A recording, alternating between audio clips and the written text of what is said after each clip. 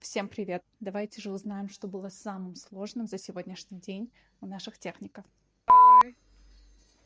Ну что самое сложное за сегодня? Разговаривающий коллега. Подожди, тут нигде не хочу я. Это наш ученик, и мы сейчас узнаем, что самого сложного за сегодняшний день у него произошло. Не задеть шейку и не спилить пины. Это самое сложное было на сегодня. Это что я сегодня сделал? Наш моделировщик, и он отказывается сниматься, так как для него сегодня самое сложное — это съемки. И он еще не выспался.